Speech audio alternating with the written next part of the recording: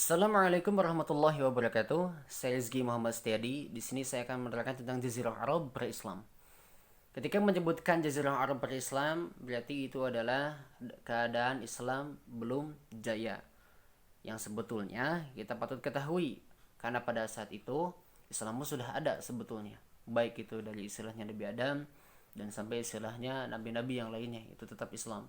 Cuman istilahnya di sini masukkan adalah Islam sebelum jaya, yang dimana yang dibawa oleh Nabi Shallallahu Alaihi Wasallam. Nah, penting kita ketahui bahwa Jazirah Arab ini adalah tempat lahirnya Islam dan juga tempat pusatnya daripada keislaman di seluruh dunia, dan juga istilahnya menjadi pusat kebudayaan dan peradaban Islam. Mutlak harus kita ketahui. Nah, kita perlu ketahui nih bahwasannya keadaan geografis pada saat Jazirah Arab sebelum Islam atau para Islam itu seperti apa sih? Politiknya, sosialnya, ekonominya, bahkan hal-hal keadaan yang lainnya pun seperti apa. Maka kita bisa ketahui daripada tokoh-tokoh dahulu atau alim ulama dahulu, atau istilahnya referensi-referensi yang sahih sampai kepada kita baik dalam tafsir atau segala macam, yang istilahnya memang dikumpulkan untuk menjaga daripada keislaman itu sendiri. Maka kita harus cari informasi tersebut daripada buku-buku yang telah ada atau referensi-referensi yang telah ada. Nah, keadaan geografis daripada Jazirah Arab pra-Islam itu ada di sebelah barat daya Asia, yang dimana dikelilingi oleh 3 laut, diantaranya Laut Merah, Laut Hindia, dan juga Teluk Persia. Nah, umumnya sebagian besar daripada Jazirah Arab ini itu memang sebagian besarnya adalah sohro dalam bahasa Arab. Nah, kalau dalam bahasa Indonesia disebut dengan padang pasir. Nah, memang seperti itu ya, walaupun tidak menutup kemungkinan memang ada istilahnya yang daerah yang subur, tidak selalu tandus, karena kan padang pasir sohro. Nah, makanya ahli geografis membagi menjadi 3 daripada Arab ini. Ada istilahnya disebut dengan Arab Petrix, yaitu daerah barat daya ya lembah Syria. Ada juga disebut dengan Arab Deserta, yaitu adalah bagian daripada Syria itu sendiri. Dan juga yang ketiga disebut dengan Arab Felix, yaitu di Yaman ya, di Yaman yang memang disebut dengan bumi hijau terkenalnya. Itulah yang disebut dengan yang tidak selamanya tandus. Ada juga yang istilahnya memang lestari atau subur. Baik. Yang selanjutnya, bagaimana sih penduduk-penduduk Arab sebelum Islam? Ah, penduduk-penduduk Arab sebelum Islam itu dibagi menjadi 2. Ada disebut dengan Arab Badiyah. Arab Badiyah ini disebut dengan istilahnya Arab yang memang sudah punah. Tidak ada lagi jejaknya, hilang jejaknya. Kenapa hilang jejaknya? Karena memang Arab Badiyah ini, atau misalnya Arab yang istilahnya sudah hilang jejaknya, itu karena mereka melampaui batas sehingga dituliskan dalam Al-Quran mereka itu dikenai azab oleh Allah atau ditimpa azab oleh Allah sehingga mereka punah. Nah, selanjutnya daripada kaum-kaum daripada ini tuh salah satunya diantaranya apa sih yang terkenal dalam Al-Quran? Ada banyak. Ada kaum Ad, ada kaum Samud, dan juga lainnya. Baik, yang kedua disebut dengan Arab Baqiyah, atau memang istilahnya disebut dengan bangsa Arab yang masih lestari. Dan itu dibagi menjadi 2. Ada istilahnya disebut dengan Arab Aribah. Arab Aribah yaitu kelompok Qothon. Dan juga disebut dengan yang kedua Arab Musta'rabah, yaitu mereka bagian besarnya adalah penduduk Arabia yang dari dusun sampai ke kota, yaitu mereka mendiami bagian tengah Jazirah Arabia dan negeri Hijaz sampai ke lembah Syria. Baik. Nah, dari sini ketika disebutkan penduduk-penduduk itu ada istilahnya ke bawah-ke-bawahnya lagi sampai ada kerajaan. Nah, kerajaan-kerajaan di Arab ini ketika sebelum Islam di negeri-negeri Jazirah Arabia itu telah berdiri beberapa kerajaan. Tapi itu dibagi menjadi 2. Ada yang berdaulat, ada juga yang tidak berdaulat. Nah, apa saja sih yang berdaulat? Kalau kata Al-Hashmi, seorang ahli, beliau itu menerangkan bahwasanya ada beberapa daripada memang kerajaan yang berdaulat. Ada yang disebut yang pertama kerajaan Makian. Nah, kerajaan Makian ini ada di selatan Arabia, yaitu di daerah Yaman. Adapun pengganti daripada kerajaan Yaman ini yang kedua disebut dengan Saba, yang sampai kita ketahui ada surahnya tuh. Ada surahnya di dalam Al-Qur'an, diabadikan dalam Al-Qur'an. Yang sampai populer, dia itu memiliki daripada eh bendungan besar disebut dengan Sadul Ma'arib ya, Sadul Ma'arib. Nah, yang ketiga ada juga kerajaan Himyar. Kerajaan Himyar ini terletak antara Sabah dan Laut Merah. Nah, yang meliputi daerah-daerah yang bernama Kitban, sehingga kerajaan ini kadang-kadang dinamakan juga kerajaan Kitban. Lanjut yang keempat disebut dengan kerajaan Hiro. Beberapa kabilah Arab yang tinggal dekat dengan perbatasan kerajaan Romawi dan Persia, ya, mengenyam kemerdekaan yang penuh. Dan juga istilahnya disebut dengan kerajaan Ghassan. Kerajaan ini terletak di daerah Syam sekarang. Dan juga disebut dengan Hijaz. Ini menarik Hijaz nih. Ketika disebutkan Hijaz ya, teman-teman, ternyata Hijaz ini adalah negeri yang dimana memang sulit ditaklukkan oleh Romawi dan Persia. Jadi susah dijajah lah gitu untuk Hijaz ini. Ini sangat menarik. Dan juga ada yang terakhir disebut dengan Mekah. Nah, Mekah pada dahulu itu banyak istilahnya hal-hal yang tidak sama seperti sekarang. Yang sampai istilahnya ada Ka'bah itu kan, mereka istilahnya kita pada umat muslim atau di luar sana itu sering istilahnya beribadah ke sana, haji, sholat segala macam, bahkan kita berkiblat ke sana. Tapi yang perlu kita ketahui dahulu itu banyak istilahnya patung-patung berhala yang dianggap sebagai Tuhan segala macam. Dan sampai istilahnya nanti ada istilahnya pada abad kelima itu istilahnya kaum Quraisy, ada kaum-kaumnya yang istilahnya mengambil daripada pemerintahan itu, sehingga sampai kita ketahui ya bahwasanya air Zam-Zam itu dimurnikan atau istilahnya pembugarannya itu pada zamannya Abdul Muttalib tahun 540 Masehi. Nah, itulah daripada hal yang perlu kita ketahui daripada kerajaan itu. Lalu selanjutnya itu keadaan politik. Masya Allah. Keadaan politik pada saat pra-Islam pada saat itu ramai banget. Ramai. Kenapa? Karena ya dalam hal politik ini kadang orang-orang pra-Islam gitu atau disebut dengan jahiliyah itu masalah sepele aja sampai perang gitu.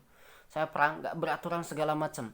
Bahkan ada sampai perang Busus, ada sampai perang Dahis, ada juga sampai disebut dengan perang Fujar. Nah, bisa ketahui perang Busus karena unta 40 tahun selisihnya. Perang Dahis kita bisa ketahui juga itu karena hal sepele disebut gitu kan, 40 tahun juga sama tuh. Terus ada lagi disebut dengan perang Fujar. Nah, itu karena masalah penyembelihan unta. Sampai 286 tahun kurang lebih itu berselisihnya atau ada perangnya di situ. Yaitu keadaan politik terlebih dahulu ketika zaman jahiliyah gitu ya atau pra-Islam. Nah, adapun selanjutnya keadaan ekonomi dan sosial. Ekonomi dahulu gitu kan, ketika zaman jahiliyah itu dilukiskan juga dalam Al-Qur'an. Itu ada surah Al-Quraisy itu kan, li'ila fi Quraisyin ila fihim syita'i was-saif. Nah, sampai selanjutnya sampai ke ayat terakhir. Nah, kebiasaan mereka itu mementingkan ya gak ada lain lagi ya selain daripada pedagangan. Kenapa? Karena ketika mereka berdagang ini ketika musim panas, musim panas, musim dingin. Kalau nggak salah musim panas itu ke Yaman ya, ke Yaman. Sedangkan musim dingin itu ke Syria. Nah, itu keadaan ekonomi mereka bergantungan kepada istilahnya perdagangan. Sedangkan dalam hal sosial juga ada baiknya, ada buruknya. Ada baiknya itu mereka itu setia terhadap kawan dan setia terhadap janji. Tapi ada juga istilahnya buruknya, yaitu mereka sering membawahkan derajat mereka atau menurunkan derajat, bukan apa ya bahasanya istilahnya merendahkan derajat daripada kaum wanita. Dan juga istilahnya yang tadi saya bahas sebelumnya, yaitu suka meributkan masalah sepele. Tapi adapun hal yang selanjutnya yaitu kehidupan intelektual. Tidak dapat dipungkiri oleh kita orang-orang istilahnya Arab dahulu itu terutama di Hijaz dan Najd, di daerah-daerah yang terpencil yang istilahnya tidak terekspos keluar, itu sebetulnya mereka sangat cerdas, baik istilahnya dalam ilmu astronomi, meteorologi, ilmu mitologi, ilmu tenung juga. Ya tenung itu dukun lah, ada ilmu taib kedokteran gitu kan, yang sampainya istilahnya mereka itu sering istilahnya nyimpan orang-orang di jalan itu untuk istilahnya disimpan itu karena dia sakit, sampai nanti ada orang-orang istilahnya yang datang untuk diketahui apa nih penyakitnya, karena memang dahulu-dahulu itu orang-orang Arab jahiliyah ini penelitiannya seperti itu. Ketika diketahui nih obatnya seperti ini seperti ini seperti ini seperti ini, mereka catat ini dalam ilmu tib kedokteran, yang biasanya ke orang tenung gitu, orang-orang yang istilahnya paranormal atau istilahnya dukun sampai sekarang segala macam. Dan juga istilahnya mereka itu tidak dapat dipungkiri dalam segi bahasa dan seni bahasa. Wah, ya tidak diragukan lagi mereka jago bahasa Arab. Kenapa? Ya karena orang Arab, bukan itu maksudnya. Mereka itu saking jagonya bahasa Arab sampai-sampai istilahnya mereka dapat membuat syair, puisi. Dan juga mereka jago berpidato yang sampai-sampai ada tempatnya khusus. Gitu kan, sampai disebut dengan khitobah, sampai disebut dengan al-adabul bukan adabul, majlisul adab dan sauqu ukaz. Nah, kita bisa tahu gitu. Dari situ, ketika mereka jago dalam hal puisi syair ini dan juga istilahnya mereka jago dalam berpidato, mereka tuh sering bertanding, berlomba siapa yang lebih baik daripada syair-syair itu dalam majelis tersebut, majelis adab dan juga sauqu ukaz. Mereka itu sering istilahnya berlomba di situ. Bahkan saking jagonya, ya kita ketahuilah sampai sekarang-sekarang ada istilahnya rumus-rumus daripada syair-syair tersebut disebut dengan ilmu arud dalam bahasa Arab gitu kan, ada bahr segala macam yang dikumpulkan, dan itu masuk ke dalam pembahasan bahasa Arab sampai ke dalamnya. Itu memudahkan dalam hafalan katanya. Sampaikan ada alfiyah segala macam, ke bawahnya itu memakai rumus bahar rojaz musdawad segala macam. Ya wallahu alam lah, selebihnya mungkin para ahli yang tahu tentang itu. Dan selanjutnya istilahnya orang-orang zaman jahiliyah dahulu adalah sering istilahnya mencatat keturunan mereka, sampai-sampai mereka itu mendalami hal-hal tentang ini, nasab keturunan. Kenapa? Supaya mereka itu tahu asal-usul keturunan mereka itu dari mana gitu kan. Saking menariknya mereka itu menghafal gitu, dihafal gitu keturunan mereka. Dan itu mungkin yang sampai sekarang istilahnya diterapkan dalam istilahnya ilmu-ilmu kemudian, ya bukan sampai sekarang ya, kemudian oleh orang-orang yang memang istilahnya ingin menjaga kemurnian hadis, maka mereka istilahnya menghafalkan daripada segi-segi nasab keturunan mereka. Dan kedelapan tidak diragukan lagi itu adalah istilahnya disebut dengan sejarah, tarikh ya. Karena memang dalam orang-orang Arab itu membawa kabar-kabar atau akhbar daripada orang-orang yang tadi disebutkan kaum Samud segala macam, itu kan dari mulut ke mulut, tapi tidak menutup kemungkinan dan itu pun ada jejak sejarahnya. Itu yang mereka jaga sampai saat ini.